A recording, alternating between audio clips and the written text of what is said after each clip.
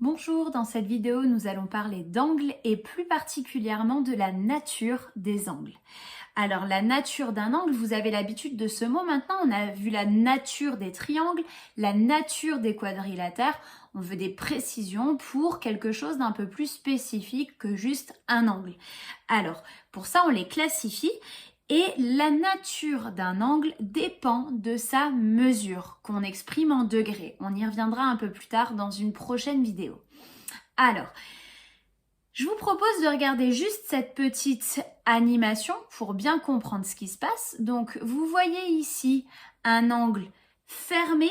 Il est rabattu sur lui-même. Vous voyez en dessous que ça s'appelle un angle nul et on va l'ouvrir progressivement jusqu'à arriver à l'angle droit. Vous avez vu que tout le long où ça s'ouvre, ça s'appelle un angle aigu.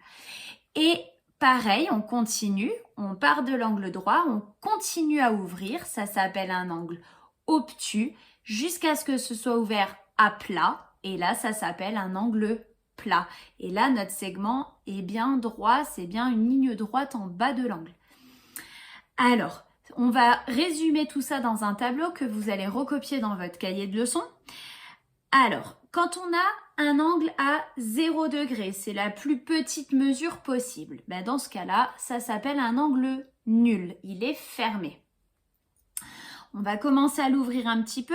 Moins que 90 degrés. 90 degrés, vous avez l'habitude que ce soit l'angle droit. Donc, on s'arrête juste avant. On va de 0 à 90. Et ça s'appelle un angle aigu. L'angle à 90 degrés, c'est bien sûr l'angle droit. Si je continue d'ouvrir entre 90 et 180 degrés, ça s'appelle un angle obtus. Faites attention, il y a toujours un S à la fin du mot obtus. Et enfin, quand on a ouvert en entier et qu'on a 180 degrés, ben oui, on a 90 d'un côté et de nouveau 90. Donc ça fait bien 180 degrés. Ça, c'est un angle plat. Alors, à bien connaître les natures des différents angles. Pareil, on va utiliser ce vocabulaire-là très fréquemment, que ce soit dans la leçon ou dans les exercices, donc apprenez-le bien. Une petite remarque avant de terminer. On peut utiliser toutes ces informations pour trouver des mesures d'angle ou alors pour prouver qu'on a des angles droits ou des angles plats ou que les points sont alignés, qui revient au même qu'un angle plat en fait.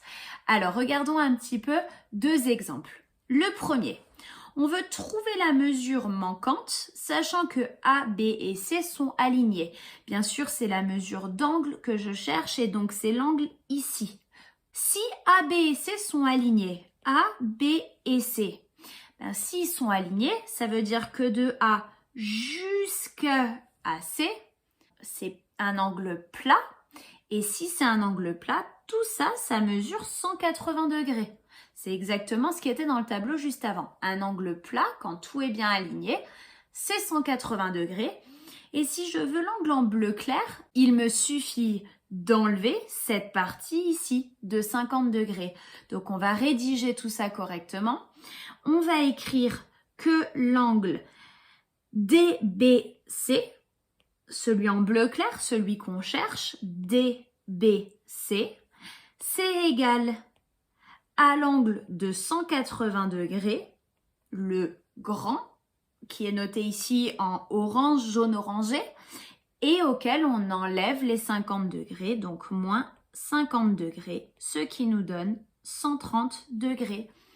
Et donc on sait que l'angle en bleu clair, il fait 130 degrés.